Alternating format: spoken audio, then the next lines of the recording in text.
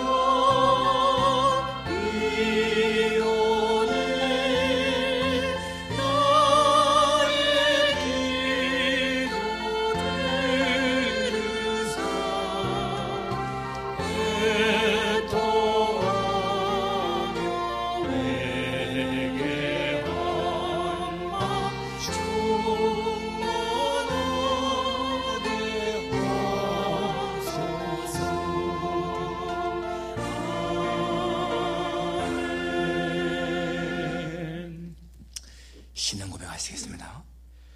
전능하사 천지를 만드신 하나님 아버지를 내가 믿사오며 그 외아들 우리 주 예수 그리스도를 믿사오니 이는 성령으로 잉태하사 동정녀 마리아에게 나시고 본디오 빌라도에게 고난을 받으사 십자가에 못 박혀 죽으시고 장사한 지 사흘 만에 죽은 자 가운데서 다시 살아나시며 하늘에 오르사 전능하신 하나님 우편에 앉아 계시다가 저리어서 산자와 죽은 자를 심판하러 오시리라.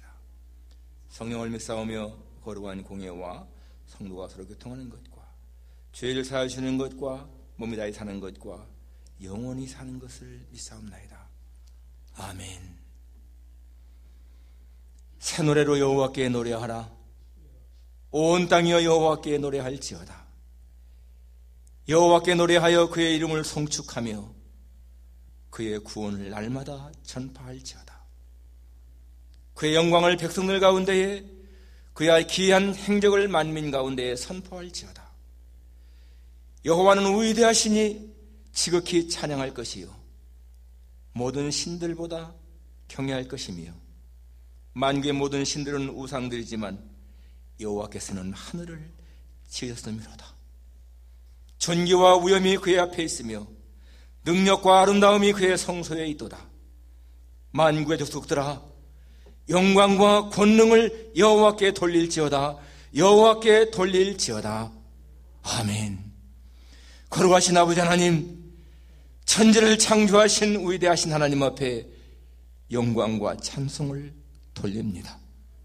죄로 죽었던 저희들을 주님의 핏값으로 사셔서 우리에게 영생을 얻게 하신 거룩하신 하나님의 은혜를 기억하며 감사를 드립니다. 오늘 주님 앞에 나와서 이렇게 예배할 수 있는 것이 얼마나 큰 은혜인지요. 하나님이여, 저들 모두가 다 우리의 마음을 주님 앞에 바치오니 예배를 통하여 영광을 받아 주옵소서. 연약한 저희들을 성령으로 새롭게 하시며 하늘의 신령한 것으로 채우셔서 이 시간 주님 주시는 은혜를 힘입고 새로워지는 시간이 되게 해 주옵소서. 예수님의 거룩하신 이름으로 기도합니다. 아멘. 찬송가 95장입니다. 95장.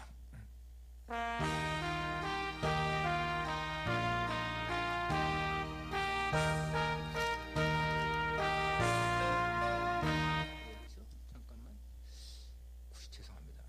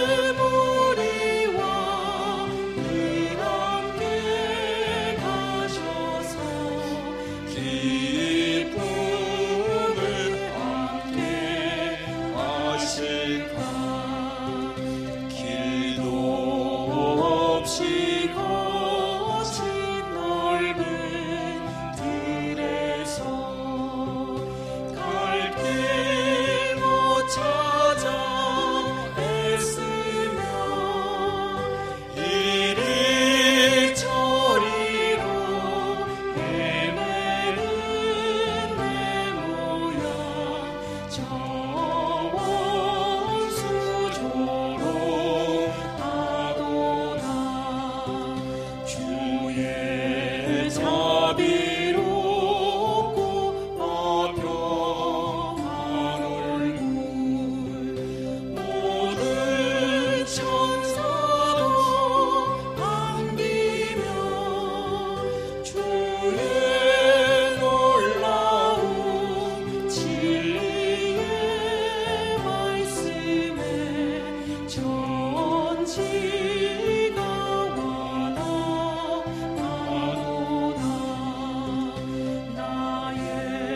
진정 사모하는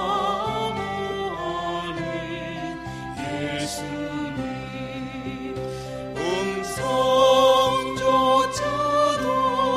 반갑고 너의 생명과 나의 참 소망은 오직 주 예수 뿐이세.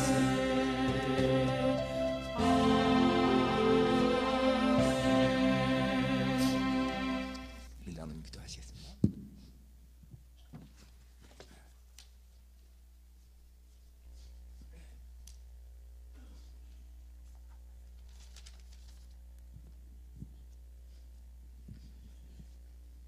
사랑과 은혜가 풍성하신 하나님 아버지, 지난 주간도 저희를 지켜주셔서 사랑과 은혜 안에 거하게 하시고 오늘 거룩한 주일을 맞아 아버지께 나와서 예배드리며 신령한 교제를 통해 주님을 만날 수 있게 하시니 진정으로 감사드립니다.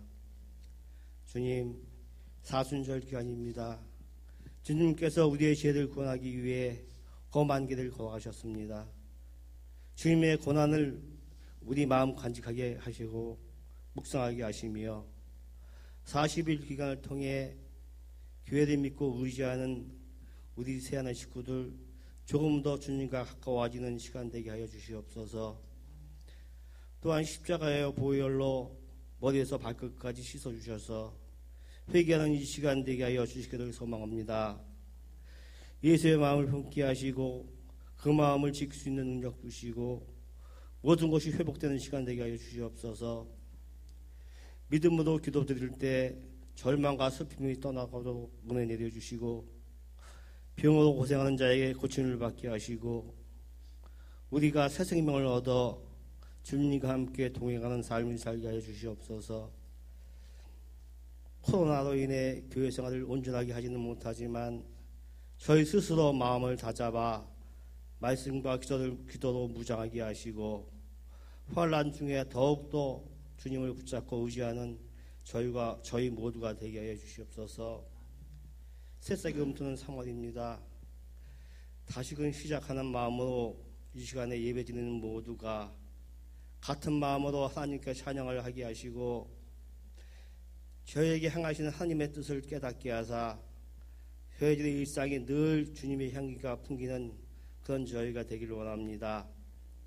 오늘도 귀한 사자 목사님을 단위에 세우셨으니 선포되는 말씀이 우리의 마음 밭에 뿌려지게 하시고 우리의 영혼을 새롭게 하는 귀한 은혜의 시간 되게 하여 주시옵소서.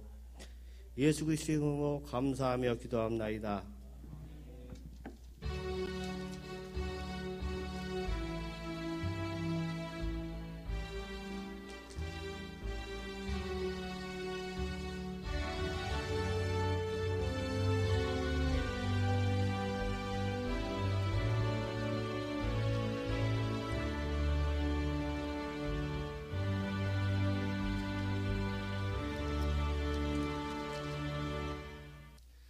말씀은 누가복음 9장 18절부터 27절까지입니다. 누가복음 9장 18절부터 27절까지.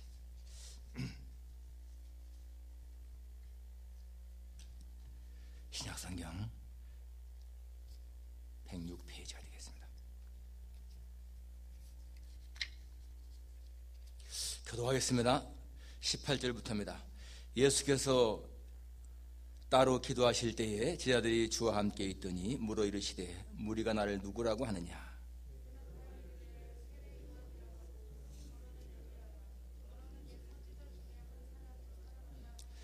예수께서 이르시되 너희는 나를 누구라 하느냐. 베드로가 대답하여 이르되 하나님의 그리스도시니이다 하니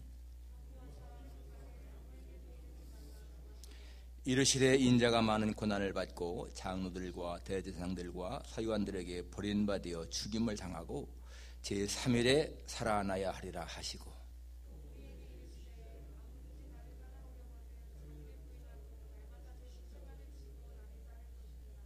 누구든지 제 목숨을 구원하고자 하면 잃을 것이요 누구든지 나를 위하여 제 목숨을 잃으면 구원하리라.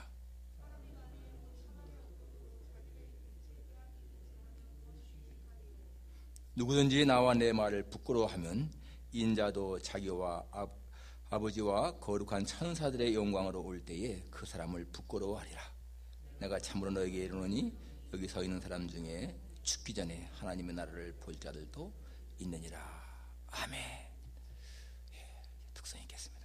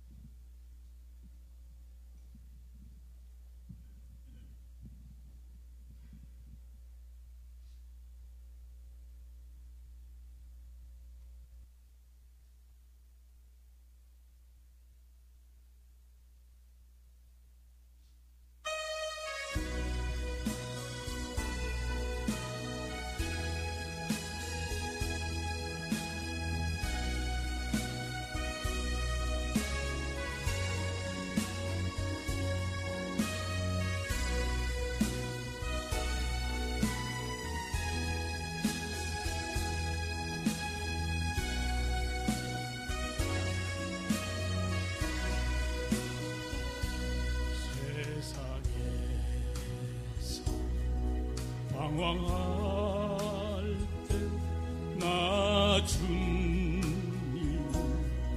몰랐네.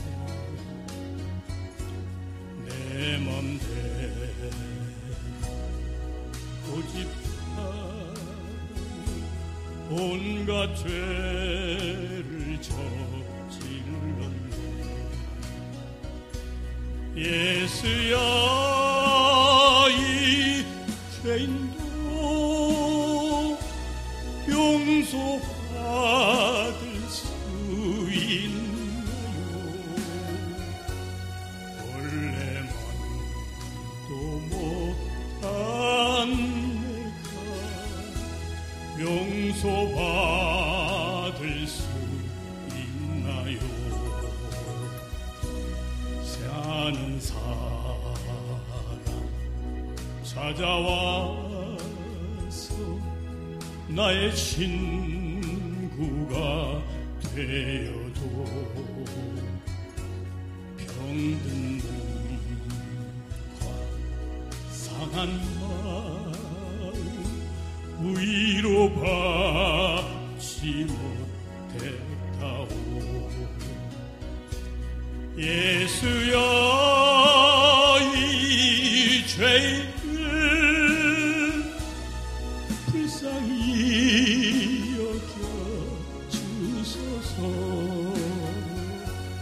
의지할 것 없으니 위로받기 원합니다.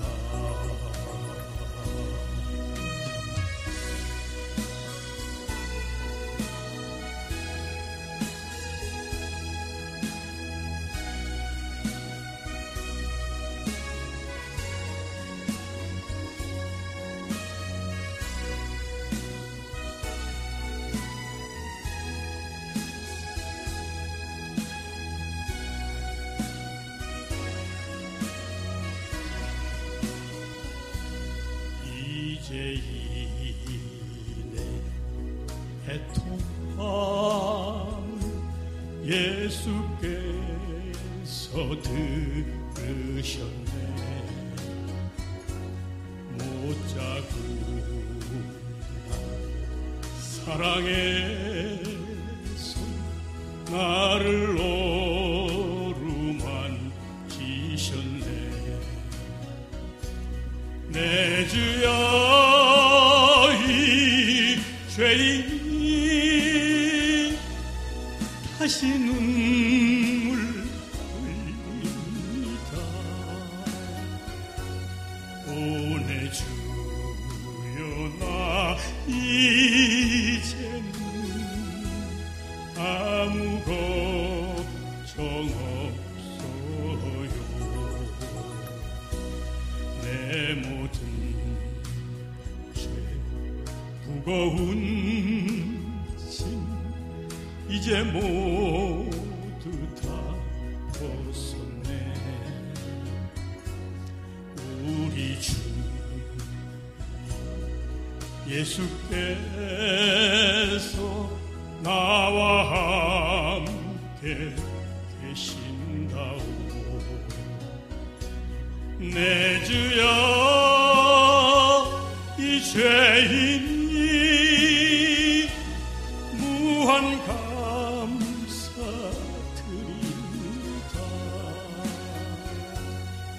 나의 몸과 영혼까지 주를 위해 바칩니다. 주를 위해 바칩니다.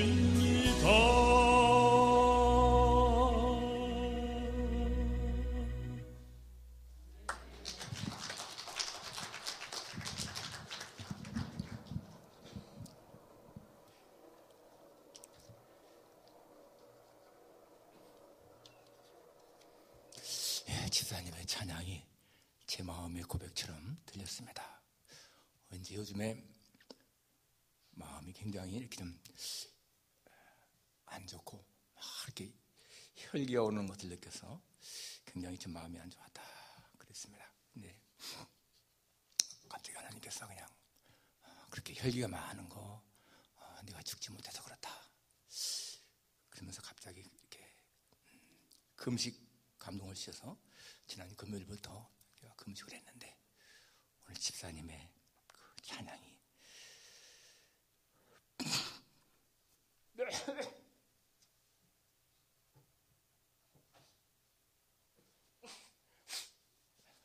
제 마음을 그대로 구해가는 것 같아.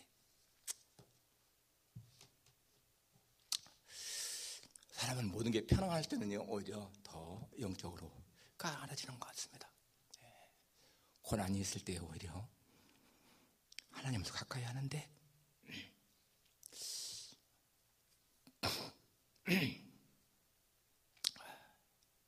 너무나 귀한 찬양 감사해요. 너희는 나를 누구라 하느냐? 오늘 주님이 물으시는 귀한 그런 고백 질문입니다. 여러분 우리가 사는 이 세상은 너무나 참 무섭게 변하고 있습니다. 과학 문명의 발전이 이렇게 삶을 바꾸고 있죠. 그래서 그게 따라가지 못하면은 지지는 그런 삶을 사는 것 같지만은 사실은 과학 문명에 따라가지 않아도 큰 불편은 없는 거예요. 이렇게 삶을 바꾸는 것 가장 큰 게 중에 하나가 스마트폰이죠. 여러분 스마트폰 정말 우리가 지금은 옆에 없으면 불안을 느낄 정도로 그렇게 가까이 하고 있습니다. 그런데 이게 불과 2007년에 스티브 잡스가 아이폰 만든 게 처음이지 않습니까? 불과 14년 전 그때까지만 하더라도 우리는 스마트폰 없이 살았는데 그 다음부터는 이 스마트폰이 아주 필수인 것이 되었습니다. 2009년부터 삼성도 갤럭시 만들어가지고 지금은 오히려 갤럭시가 이 아이폰을 능가하는 점유율도 많고 그렇습니다. 사실 여러분이 우리가 사용하는 이 스마트폰의 기능은 엄청나게 많죠. 전화하는 것뿐만이 아니고 거기서 은행 업무도 보죠. 신문도 읽을 수가 있고 방송도 들을 수가 있고 날씨도 볼 수가 있고요. 녹음기도 할 수 있고 플래시 무슨 GPS 이용해서 운전할 때 필요한 거라든지 송금하는 문제라든지요. 송금하는 거 그리고 SNS를 통해서는 페이스북이라든지 트위터라든지 다 할 수가 있고 그리고 젊은 사람들의 교회는요 이 스마트폰으로 송금까지 해서 헌금을 냅니다. 그냥 주일날 바치는 게 아니고 이 스마트폰으로 그냥 이렇게 헌금을 내는 거예요. 그만큼 이 스마트폰이 많은 것을 하고 있습니다. 근데 여러분 앞으로는요 이 자율주행차가 또 엄청나게 우리 삶을 바꿀 겁니다. 운전하지 않는 사람이 그냥 있는데도 그냥 차가 간다. 그러니까 사람은 타고 있지만은 스스로 운전하지 않는 거예요. 그러니까 이제는 그 차의 내부 구조도 달라지겠죠. 그렇게 앉을 필요가 없습니다. 같이 마주보고 앉게 만들 것이고 그 안에 식사할 수도 있고 화장실도 있고 다 만들 거예요. 그렇기 때문에 여러 가지 업계에 엄청난 영향을 미치는 겁니다. 그래서 그것이 교통사고도 많이 줄어들고 그리고 차 고장도 덜 나고, 그러니까 생각해 보세요. 얼마나 많은 업계에 영향을 미칠까. 보험업계라든지요, 또는 정비업계라든지, 또는 의료업계라든지, 또는 호텔, 항공산업, 무슨 이 요식업이라든지요, 광고산업, 방위산업, 여러 군데 영향을 미치는 거예요. 예를 들어 지금 같은 경우에 한국 강남에서 부산 가려면은 강남에서 김포까지 가서 거기에서 비행기 타고 또 내려서 가고 그러면 시간이 한 5시간 걸릴 겁니다. 기다리는 시간만 다 하면은. 근데 강남에서 그냥 차 타고 가는 거예요. 맡기고서 자기 일 다 보면서 가기 때문에, 역시 5시간 가기 때문에 구태여 항공을 탈 이유가 없죠. 이러한 여러 가지 그런 변화가 있다는 것입니다. 그러니까 이 자율주행차, 이게요 2024년에 상용화되고 2030년쯤 되면은 이게 일상생활 될 거예요. 그렇게 다 보고 있습니다. 우리가 14년 전에 이 스마트폰 없이 살았는데 이 14년 후에 이렇게 스마트폰이 있던 것처럼 여러분 앞으로 2030년쯤 되면은 자율주행차가 그냥 완전 일상생활처럼 된다는 것입니다. 그런데 여러분, 이러한 그 스마트폰이나 그러한 자율주행차의 핵심이 뭐예요? AI죠. Artificial Intelligence, 인공지능입니다. 인공지능. 인공지능은 원래 우리의 두뇌는 Natural Intelligence, 자연지능인데 사람이 만든 거예요. 인공지능. 이게 1950년대부터 연구되어 왔다가 중간에 다시 중지되고 다시 또 이어지고 중지되고 이렇게 계속 이어왔는데 지금은 굉장히 발전한 거 아니겠습니까? 우리가 기억한 것처럼 2016년 3월 9일부터 15일 그 사이에 이세돌 구단하고 알파고의 바둑대결을 했지 않습니까? 그때 이세돌 구단은 자기가 5대0이나 4대1로 이길 거라고 예상을 했어요. 그런데 1대4로 패하고 말았습니다. 인공지능이 인간의 지능을 앞선 거예요. 앞으로 이렇게 정말 이러한 인공지능 시대 때문에 많은 변화가 있을 것입니다. 그래서 어떤 사람들은 인공지능이 오히려 이 인류를 파멸시킬 것이다 라고까지 그렇게 부정적인 예언을 하고 있습니다. 그러나 여러분, 우리가 이렇게 세상적인 변화를 보게 되면 정말 앞으로 세상이 어떻게 될지 두렵고 떨리고 염려되고 걱정스럽지만은, 그러나 여러분, 우리가 시선을 성경에 돌리게 되면 그런 것은 문제가 안 되는 거예요. 성경의 예수님 말씀에 내가 진실로 얘기하노니 천지가 없어지기 전에는 율법의 1.1핵이라도 없어지지 않냐고 다 이루리라 그랬습니다. 무슨 말입니까? 하나님이 세상을 통치 나가신다는 거예요. 하나님 말씀은 다 이룬다는 것입니다. 과학이 아무리 발전해도 그 과학 역시 하나님의 주권하에 있다는 거예요. 예수 그리스도는 어제나 오늘이나 영원토록 동일하시니라. 천지창조때 계신 예수님 지금도 똑같이 계신 것이고 앞으로 똑같이 계십니다. 그분이 세계 역사를 주관하시기 때문에 어떠한 것도 하나님의 계획을 바꿀 수는 없는 거예요.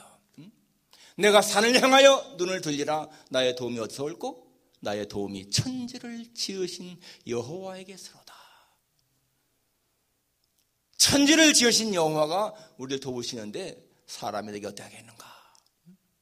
여러분, 세상이 아무리 변하고요, 정말 팬데믹이 세상을 휩쓸고 어떤다 할지라도 우리가 하나님에게 시선을 고정시키면 두려움이 없습니다.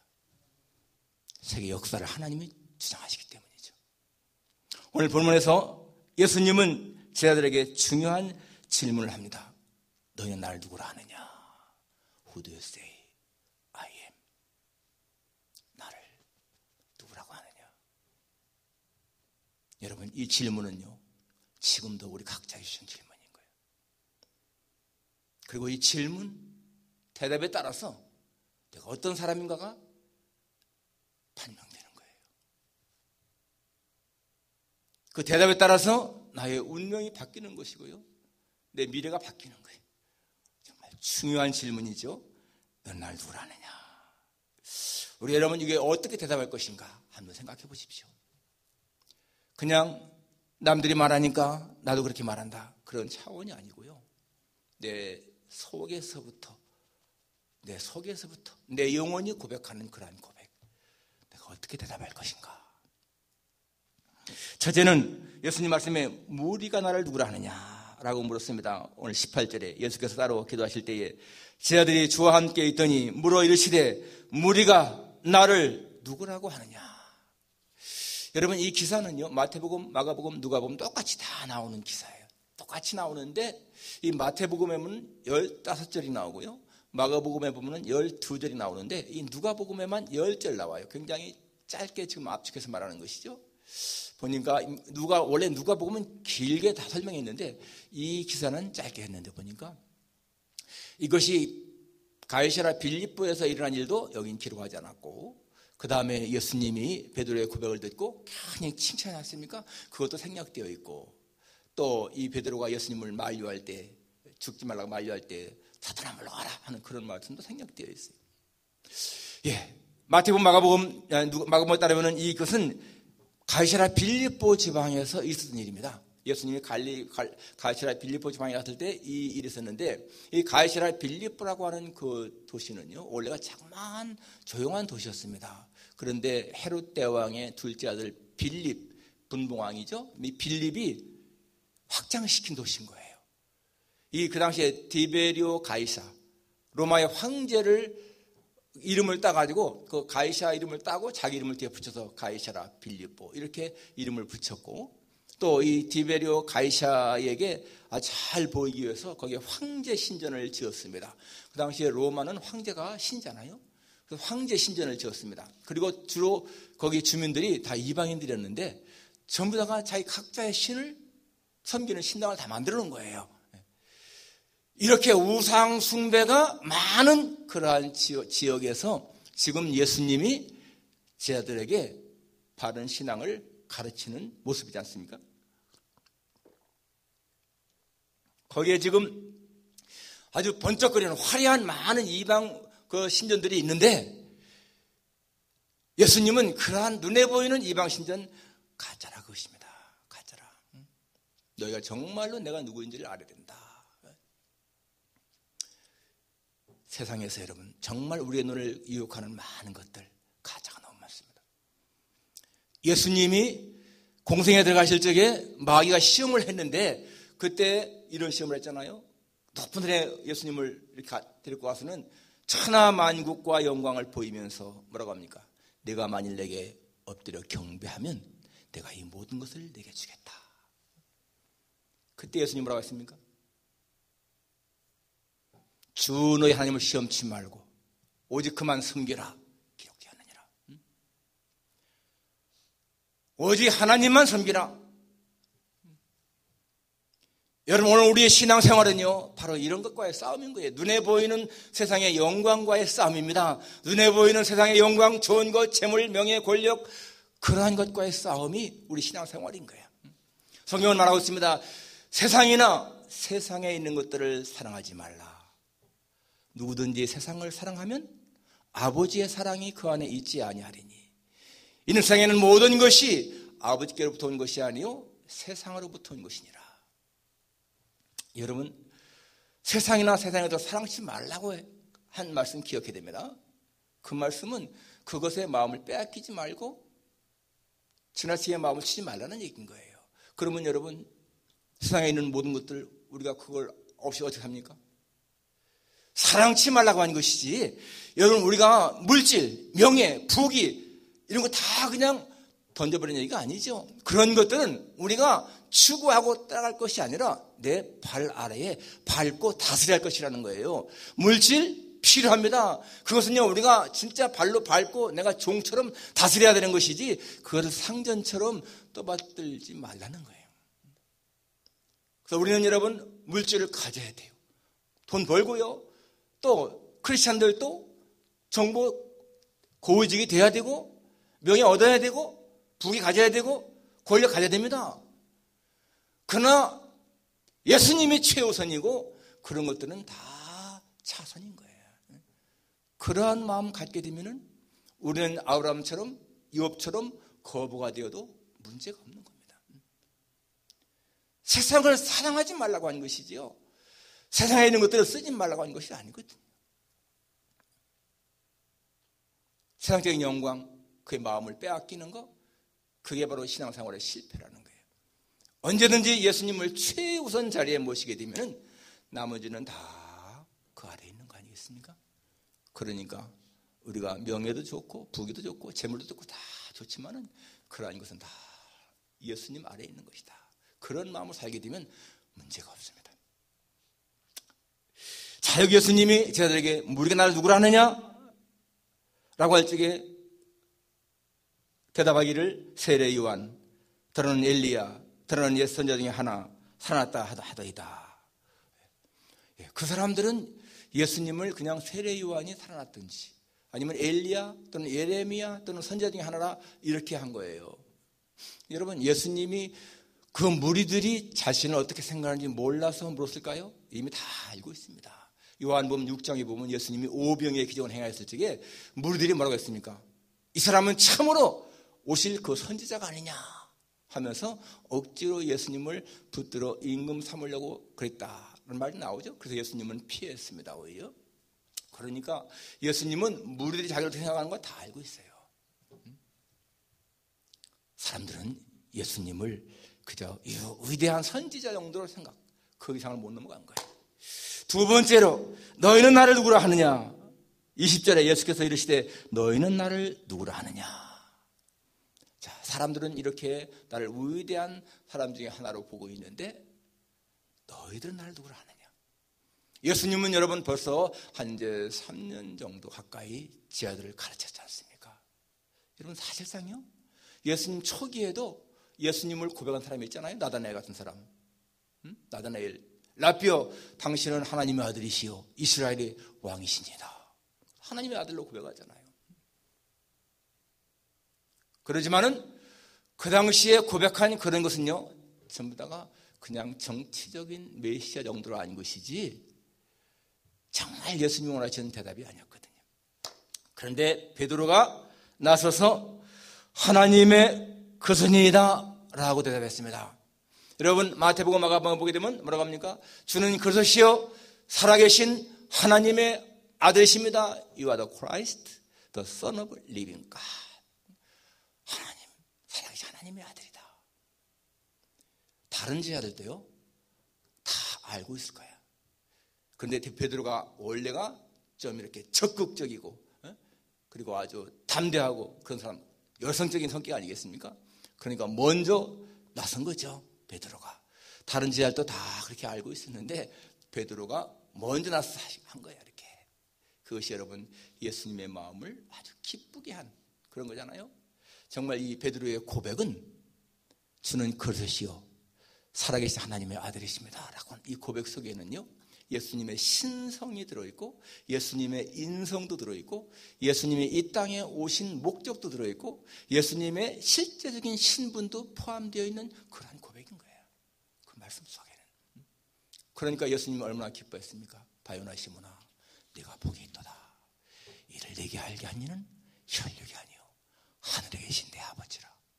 내가 이 반석 위에 내 교회를 세우리니 음부의 권세가 이기지 못하리라. 내가 네게 천국 열쇠를 주느니 네가 땅에서 무엇이든지 매면 하늘에서 매일 것이요 땅에서 무엇이든지 풀면 하늘에서 풀리리라. 그렇게 예수님이 칭찬했어요. 정말 이 베드로의 고백은 예수님의 마음을 흡족하게 하는 고백이었습니다. 여러분, 예수님이 이 시간에 우리에게 똑같이 질문한다면 우리가 어떻게 대답할 것인가? 너는 날 누구라 하느냐? 너는 날 누구라 하느냐? 나는 예수님을 3대 성인 중에 하나로 알고 있습니다. 예수님을 위대한 스승으로 알고 있습니다. 여러분, 그러한 대답은요 전혀 예수님과는 관계가 없는 거예요. 오늘 베드로의 고백같이 하나님이 보내신 그리스도이십니다. 주님은 창조주이시고 내 생명의 주인이십니다. 그런 확실한 고백이 필요한 거죠. 여러분, 그런 확실한 고백이 없다면 우리는 아직도 신앙을 갖고 있는 거 아닌가요? 요한복음 17장에 보게 되면 영생은 곧 유일하신 참 하나님과 그가 보내신 자 예수 그리스도를 아는 것입니다. 그렇습니다. 여러분, 영생이 뭐라고요? 유일하신 참 하나님과 그가 보내신 자 예수 그리스도를 아는 것이 영생이라는 거예요. 요한복음 6장에 보게 되면 무리들이 그렇게 묻죠. 예수님에게 우리가 무슨 일을 해야 하나님을 하는 것입니까? 내가 어떻게 해야, 뭐를 해야 하나님의 일을 하는 것입니까? 우리 다 하나님의 일을 하고 있지 않습니까? 그럴 때 예수님 뭐라고 했습니까? 하나님이 보내신 자 그를 믿는 것이 하나님의 일이다. 하나님의 보내신 자 예수님을 믿는 것이 하나님의 일이라는 겁니다. 우리가요, 다른 거 엄청나게 많이 해도 예수 믿지 않으면 하나님의 일 하나도 안 하는 거예요. 그러니까 여러분, 우리가 정말 유일한 참 하나님을 알고 그가 보내신 자 예수님을 믿고 그를 아는 거, 여러분, 이것이요, 우리가 영생을 얻고 이 땅에 살아가면서 하나님의 일을 하는 삶인 거예요. 얼마나 위대한 삶인 것입니까? 그런데 여러분, 이 세상에는 사람이 만든 메시아가 너무나 많습니다. 사람이 만든 메시아. 정말 성경을 보면요, 예수님이 그러잖아요. 후일에 많은 사람이 내 이름으로 와서 내가 그리스도다라고 할 것이다. 지금 얼마나 많은 사람들이 그렇게 말하고 있습니까? 여러분, 2000년 전에 예수님이 하신 말씀이 그대로 이루어지잖아요.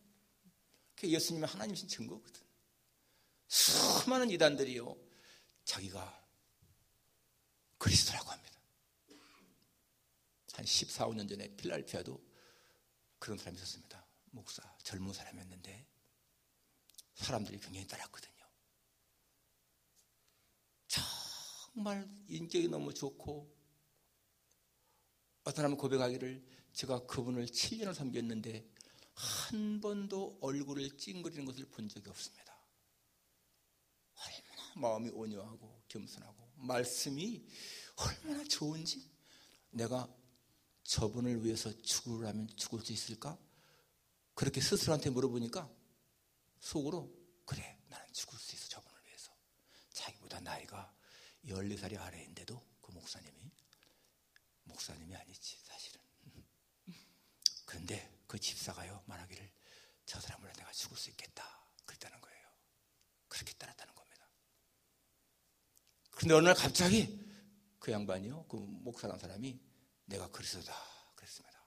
그럼 필라델피아 다 퍼진 이야기니까 다 알죠. 이 사람이, 이 집사가 저 사람 유대인이구나, 이제 그때 깨달았다는 거예요. 그리고는 너무나 실망을 해가지고 2년 동안 신앙생활도 못하고 술 마시고 그러면서 지냈다는 겁니다. 사람이 만든 메시아. 지금도 여러분, 한국에 몇백만 명? 한 200만 명인가요? 이단 따르잖아요. 지금도 신천지 따르고 뭐 얼마나 많습니까? 그 사람들 다 바보 아니거든. 다 똑똑한 사람들인데 따라가는 거예요. 사람이 만든 이단. 성경에 뭐라고 나옵니까? 사탄도 자기를 광명의 천사로 가장하느니라. 사탄의 일꾼들도 자신을 의의 일꾼으로 가장한다고 했습니다. 여러분, 우리가 이단에 안 이끌려 사는 것만도 이게 복인 거야, 사실은. 얼마나 많은 사람들이 이단에 끌려 살다가 나중에는 깨닫고, 내가 속았구나, 그러지 않습니까? 아까 말한 그 사람들처럼. 오직 예수님만이 구주라고 하는 이 베드로의 고백. 주는 그리스도시요 살아계신 하나님의 아들이십니다. 예수님 앞에서만 그렇게 고백해야 되는데, 많은 사람들이요, 사람 앞에서 당신이 하나님의 아들이십니다, 당신이 그리스도십니다, 그럼 따라가는 거예요. 오늘 베드로의 고백을 들으신 예수님이 21절에 이렇게 말씀하시죠. 경고하사 이 일을 아무에게도 이르지 말라 명하시고. 이 경고했다는 얘기입니다. 엄하게 막은 거예요. 왜 여러분 예수님이 자기가 그리스도인 것을 왜 온천에 알리지 않고 이렇게 아무에게도 말하지 말라고 했을까요? 그 당시 이스라엘 사람들 다 메시아 기다렸습니다. 그런데 그들이 기다린 메시아가 뭐예요? 정치적인 메시아예요. 로마에서 자기들을 해방시킬 메시아이지 자기들 죄 때문에 오시는 메시아가 아니었어요. 그렇기 때문에 예수님은 그 사람들에게 알리지 말라. 왜? 그들은 이해 못하니까. 그리고 23절에 22절에 하시는 말씀이 인자가 많은 고난을 받고 장로들과 대제사장들과 서기관들에게 버림받아 죽임을 당하고 제3일에 살아나야 하리라 하시고. 여러분, 여기 지금 예수님은 자신이 메시아임을 드러내면서 그 다음에 하시는 말씀이 뭐예요? 자기가 대제사장들과 서기관들에게 버림을 당한다, 많은 고난을 당한다, 죽임을 당한다. 그러나 사흘 후에는 다시 살아나야 된다. 이렇게 지금 말씀하고 있습니다. 백성들이 바라는 그 메시아는 지금 예수님 생각한 것과는 다르기 때문에 자신이 어떻게 메시아 사역을 감당해야 할 것인가를 지금 가르쳐 주는 거예요. 여러분, 지금도 이스라엘 사람들은 메시아를 기다리고 있습니다. 지금도. 한 랍비가 기독교 개종을 했는데 그분의 고백을 보게 되면은 자기는 아주 엄격한 그 랍비 가정에서 성장을 했는데, 그래서 나중에 랍비가 됐는데요. 전혀 이 구약 성경을 읽어도 그 우리가 보는 것처럼 이사야 50장에 나오는 그 고난받는 종 있지 않습니까? 그는 실로 우리의 질고를 지고 우리의 슬픔을 당하였거든. 그런 얘기 나오잖아요. 그가 찔림 우리의 허물을 지나며 그가 상함 우리의 죄악을 지나며라. 그게 예수님이라는 것은요, 생각도 안 했다는 거예요. 당연하죠. 다시 그런 메시아를 기다리니까 지금도 그렇게 뭐 비참하게 십자가에 죽는 메시아가 아니고 다윗 왕처럼 그렇게 왕권을 가지고서 이스라엘을 회복시킬 그러한 메시아였으니까 전혀 안 했다는 거예요. 나중에 자기가 어떤 계획을 통해서 정말 이렇게 기독교를 개종을 하고 자기 가족에게 버림당하고 이제 그렇게 했는데, 자기가 그때서야 성경을 읽어보니까, 구약 성경을 읽어보니까 그 메시아에 대한 예언이 그렇게 많은데 자기가 전혀 몰랐다는 것입니다. 눈이 가려워진 거예요. 눈이 가려워서 알 수가 없는 거죠.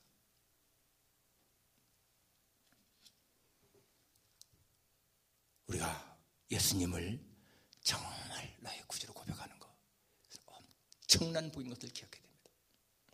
마지막 세 번째로 예수님을 그래서 고백한 사람들의 삶은 어떠해야 되는 것인가? 23절 보게 되면 또 우리에게 이르시되 아무든지 나를 따라오려거든 자기를 부인하고 날마다 십자가를 지고 나를 따를 것이니라. 여러분, 22절에 뭐라고요? 인자가 많은 고난을 받고 장로들과 대제사장들과 서기관들에게 버림받아 죽임을 당하고 제3일에 살아나야 하리라. 여러분, 이것은요, 메시아가 걸어가야 할 길입니다. 22절은 메시아가 가는 길입니다.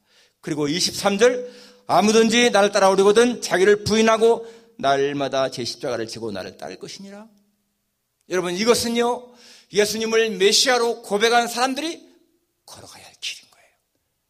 분명하게 주님은 주님이 가실 길과 제 아들이 걸어가야 할 길을 말씀해 주고 있지 않습니까? 자기 부인. 바울처럼 내가 산 것이 아니요 내 안에 그리스도께서 사신 것이라. 이제 내가 육체 가운데 사는 것은 나를 사랑하사 나를 위하여 자기 몸을 버리신 하나님의 아들을 믿는 믿음 안에 사는 것이라. 그런 고백이 있는 거예요. 자기 부인, 자기 십자가를 진다. 여러분, 예수님도 십자가를 졌잖아요. 그 십자가가 뭡니까? 로마의 가장 가혹한 형틀이지 않습니까? 그러니까 죽음 같은 고난이 있어야 한다는 거예요. 고난. 정말 주님을 따라가는 길은 여러분 평탄하고 뭐 성공적인 그러한 길만이 아니라는 거죠. 어느 목사님이 한국에서 목회하시다가 선교사의 소명을 받았어요. 작은 게 목회하신 분이 아니야. 몇천 명인가요? 거의 10,000명인가 되는 큰 교회를 목사하신 목사님이셨는데 갑자기 자기가 아프리카로 가라고 하는 선교의 소명을 받다는 겁니다. 자기는 뭐 하나님께 반사명이니까 갈 수 있는데 이제 초등학교 또 유치원 다니는 그 아이들이 있는데 쟤들을 데리고 가서 어떻게 말할까? 어떻게 저들 설득할까? 나중에 초등학생 되는 아들이요, 아빠 꼭 가야만 돼? 꼭 우리가 아프리카로 가야만 돼? 여러분, 서울에 그 얼마나 좋은 환경 쓰자는 이 아이가 그 아프리카에 가서 진짜 어떻게 생활하겠어요? 이 아빠가요, 뭐라고 대답할 말이 없더라는 거예요. 꼭 가야만 해. 근데 그때 하나님 주시는 말씀이요, 머리 떠올랐어. 아무개야, 우리는 하나님이 가라고 해서 가야 돼. 하나님이 가라고 해서 가야 돼. 그런데 이 아이가 그래, 알았어 아빠. 나중에 보니까 그 동생이 유치원 다니는 애가요, 형한테, 형 우리가 꼭 거기 아프리카 가야 돼? 그러니까요, 이 형이 그러다는 거예요. 아무개야, 하나님이 가라고 해서 가야 된대. 그게요, 자기를 포기하는 삶인 거예요. 수천 명 모이는 교회에서 목회하면 얼마나 대우가 좋습니까? 그런데 하나님이 가라고 하시니까요, 다 내려놓고 가는 거예요. 그게 자기를 포기하는 삶인 거죠. 오늘 24절에 이렇게 말씀하십니다. 누구든지 제 목숨을 구원하고자 하면 잃을 것이요, 누구든지 나를 위하여 제 목숨을 잃으면 구원하리라. 자기를 위해 살려고 하면은 죽는 것이고, 주님을 위해 죽기를 각오하면은 산다, 그 말 아닙니까? 중국에는 손자병법, 우리 잘 아는 손자병법이 있고 오자병법이라는 것도 있습니다. 우리는 오자병법은 잘 모르지 않습니까? 그런데 이 오자라고 하는 사람도 전쟁의 천재. 76번을 싸웠는데 64번을 이기고 12번을 비긴 사람입니다. 전쟁의 천재죠. 거기에 나오는 말이 뭐냐? 필사즉생, 행생즉사. 반드시 죽기를 각오하면 살고, 요행을 바라고 살려고 하면 죽는다, 그 말입니다. 그래서 앞에 생을 빼버리고 행을 빼버리고 보통 사즉생, 생즉사, 그 말 쓰지 않습니까? 이순신 장군이 명량해전에서 마지막 결전을 두고 싸울 때에 부하되게 하신 말씀이 그 말이에요. 사즉생, 생즉사. 죽을 길을 각오하면 살고, 살고자 하면 죽는다. 근데 오늘 이 말씀이 그거잖아요. 우리가 주님을 위해서 죽기를 각오하면 살고, 살려고 하면 죽는다. 나는 정말 주님을 위해서 내가 죽을 각오를 하고 있는 것인가? 내가 주님을 따라간다고 하면서 내 자신을 부인하고 십자가를 치고 따라가는 것인가? 자신을 생각해 봐야 돼요. 25절에 보면은 사람이 만일 온 천하를 얻고도 자기를 잃든지 빼앗기든지 하면 무슨 유익하리요? 누구든지 나와 내 말을 부끄러워하면 인자도 자기와 아버지와 거룩한 천사들의 영광으로 올 때에 그 사람을 부끄러워하리라. 우리가 예수님 말씀과 예수님을 부끄러워하면요, 주님이 오실 때 주님도 우리를 부끄러워한다는 거예요. 우리가 어떻게 살아야 됩니까? 절대로 주님을 부끄러워하는 것이 아니고 당당하게 주님을 구주로 고백하는 그런 삶을 살아야 한다는 것이죠. 여러분, 오늘 예수님이 우리에게 정말 중요한 질문을 하십니다. 너는 나를 누구라 하느냐? 너는 나를 누구라고 하느냐? 우리 이 질문 앞에 진짜 예수님 앞에 고백해야 돼. 주님은 나의 구주이십니다. 나의 주인이십니다. 나의 죄를 씻으려고 십자가에서 죽으시고 나에게 영원한 생명을 주시려고 부활하신 나의 왕 하나님이십니다. 그러한 고백 때문에 나는 주님으로 만족하고 주님 때문에 행복합니다. 나는 죽을 때까지 주님만을 섬기며 살겠습니다. 어떠한 것이 나를 방해해도 내가 하나님을 예배하는 이 자리를 절대로 잃지 않겠습니다. 어떠한 일이 있어도 하나님을 섬기는 것은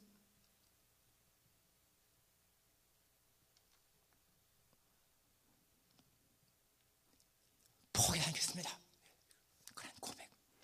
여러분, 하나님의 사랑이요, 우리 가슴에 넘치면은 우리가 좀 겸손해지는데, 우리 자신들의 어떤 그 혈기가 살아있고요, 교만하게 되면은 하나님의 은혜를 몰라. 정말 하나님 앞에 자신을 낮추는 겸손이 필요합니다. 오늘 주님의 질문 앞에 순수한 마음으로 고백하십시다. 주님, 세상의 어떠한 것도 내 마음을 빼앗을 수 없고 예수님만이 나의 주인이시고 구주이심을 고백합니다. 그렇게 살아가는 여러분과 제가 되기를 주님의 이름으로 축원합니다. 기도하겠습니다. 하나님 아버지, 제 아들에게 너희 날 누구라 하느냐 라고 하는 이러한 질문, 하나님이 오래 주시는 질문인 것을 기억합니다. 우리가 입술로서는 주님을 하나님의 아들로, 나의 구주로, 나의 주인으로 고백을 하면서도 실제 내 삶은 그렇게 주님을 주인으로, 구주로, 하나님의 아들로 그렇게 인정하며 살았는가 생각할 때 하나님 부끄러움을 느낍니다. 주님, 정말 주님을 나의 왕으로, 구주로, 생명의 주인으로 그렇게 인정하고 모시며 살아가는 우리의 삶이 되기를 소원합니다. 하나님의 은혜 안에 있으면 너무나 행복한데도 우리는 눈에 보이는 세상적인 영광을 추구하고 그런 것에 마음을 빼앗길 때가 얼마나 많은지 알 수가 없습니다. 하나님이여, 저희들 긍휼히 여기시고 자비를 베푸셔서 오직 예수님만이 가장 소중한 분임을 고백하며 살게 도와주소서. 예수님의 거룩하신 이름으로 기도합나이다. 아멘.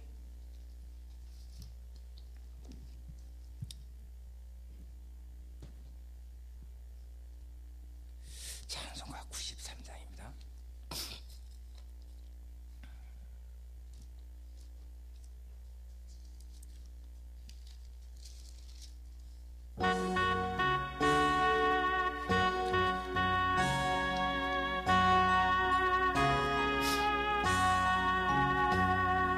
예수는 나의 힘이요 내 생명 되시니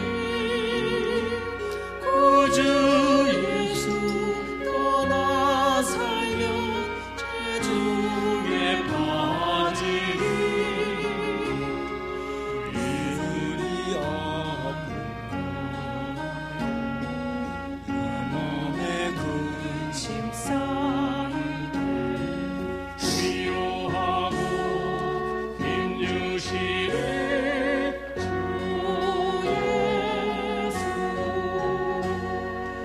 예수는 나의 힘이요 내 신부 되시니 은혜를 간구하며 풍성히 바르니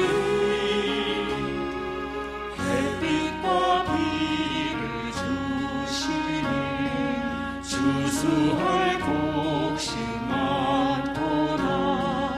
귀한 열매 주시니 내 주 예수. 예수는 나의 힘이요 내 기쁨 되시니 그 명령을 수행하여 늘 충성하겠네. 주야로 보호하시며 바른 길 가게 하시니 의지하고 따라가네 주 예수. 예수는 나의 힘이요 내 소망 되시니 이 세상을 떠나갈 때 곧 영생 하느니 한없는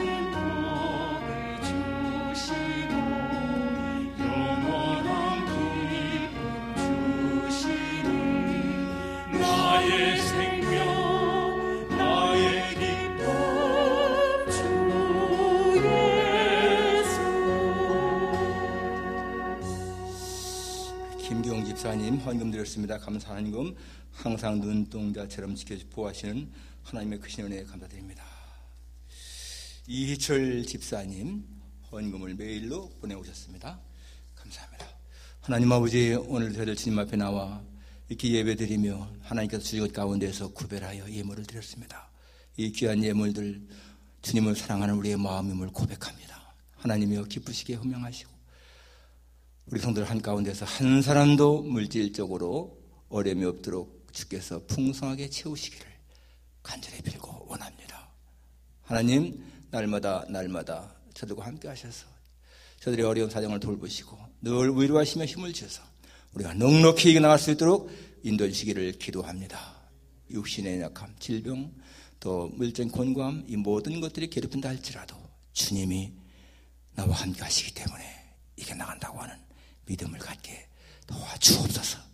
모든 것 주 앞에 감사드리며 예수님의 거룩하신 이름으로 기도합니다. 아멘.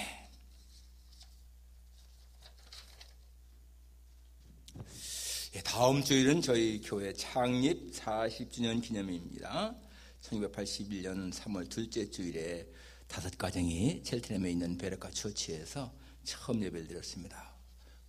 5가정이 진원진 장로님, 지창욱 장로, 김사윤 집사, 정경복 집사, 송치혜 집사, 이분들이 나중에 다 장로님이 되었죠. 진원진 장로님은 이미 돌아가셨고, 지창욱 장로님과 김사윤 장로님은 영생교회 섬기고 계시고, 정경복 장로님은 연합교회에 계십니다. 송치혜 집사님은 필라델피아에서 떠나신 것 같아요. 다음 주일에 데일라이트 세이빙 타임이 시작됩니다. 주일 새벽을 2시를 3시로 바꿔야 되니까 여러분 시간을 주무실 적에 9시 주무시면 10시로 시계를 바꿔놔야 됩니다. 다음 주 화요일에 필라노회 정기법노회가 영생장로교당에서 열립니다. 코로나 바이러스 여러분 정말 잘 조심해 나가시고 백신 받을 수 있는 길이 있으면 꼭 받으시기 바랍니다.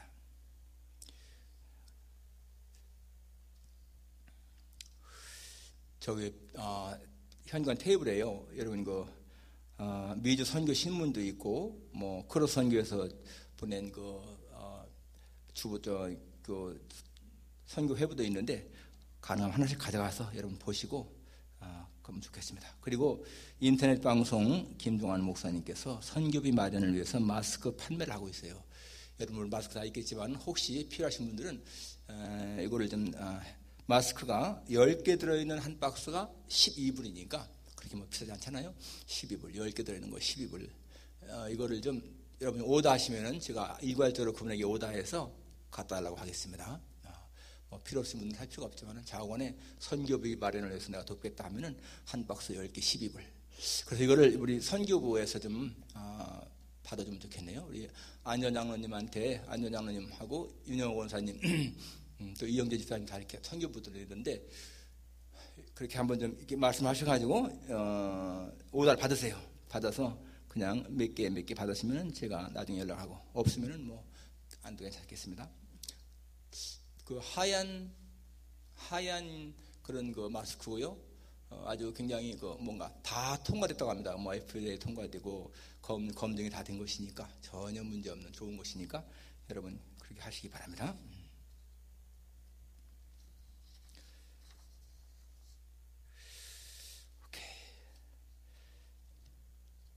다 같이 일어나셔서 3장 부르신 후에 축도를 마치겠습니다.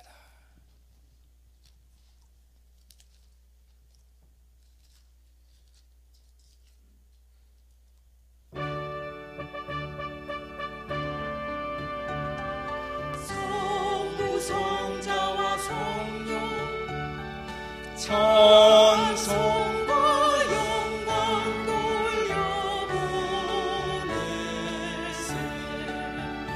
대초로 지금까지 또 영원 무궁토록 성삼위께 영광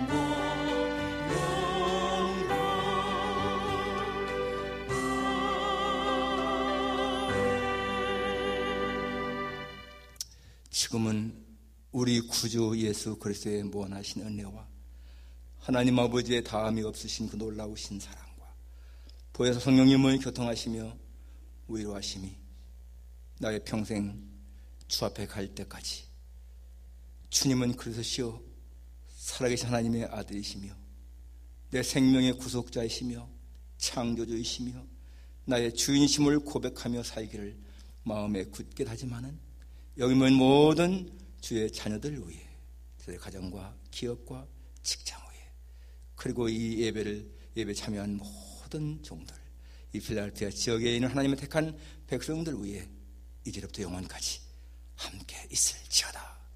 아멘.